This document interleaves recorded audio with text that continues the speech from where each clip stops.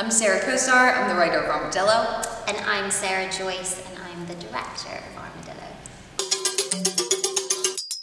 Armadillo's about a D-list abductee, a girl that went missing for a week, but nothing bad happened, so she's fine, right?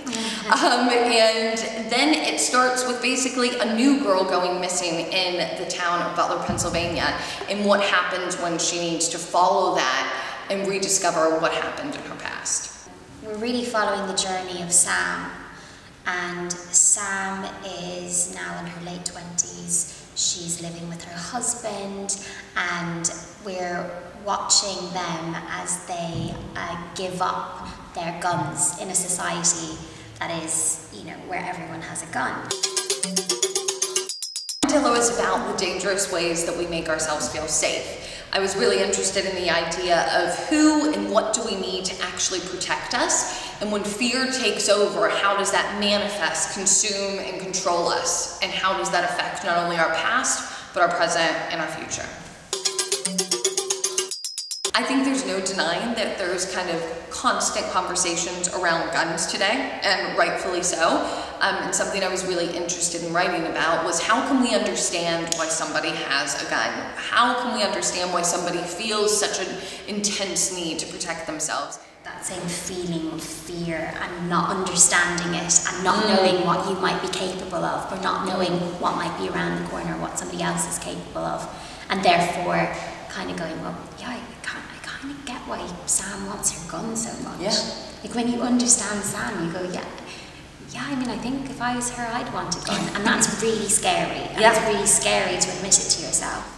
I think the world is absolutely a scary place to be right now. And I think we all have very weird and strange ways of dealing with that. And we don't get to see those uncomfortable private moments in our homes of when that fear comes out, or the practices or the things that we need to do to clutch onto something that feels stable and normal. So one of the things that's really exciting about the show is that the narrative is centered around Sam. It's centered around this woman who, she's the person who's gone through the event, the experience, and society labels her as victim or as survivor. And so often we don't follow that narrative in culture. We more often tend to focus on the narrative of the abuser, of the person who's committed it. Why is it that we fetishize the reasons for committing an abusive act, as opposed to being interested in interrogating the reality of life after it for the person? I think what's really clear in Armadillo is that we sort of see that this is three people all battling with their own fears, and they do not know where to put them, so they end up putting it on each other. I think it's a dangerous play, and it's felt dangerous writing it. And I think that danger is fun, and danger is playful, and danger is scary. I think the Yard is the most visceral theater in the world, and the type of writing that I do and the stories that excite me are ones that are so intensely live and can only be on stage and can only be felt in a room of strangers, and I think the Yard does that better than any other theater. So having this play on, and such a personal, visceral play for me is so exciting.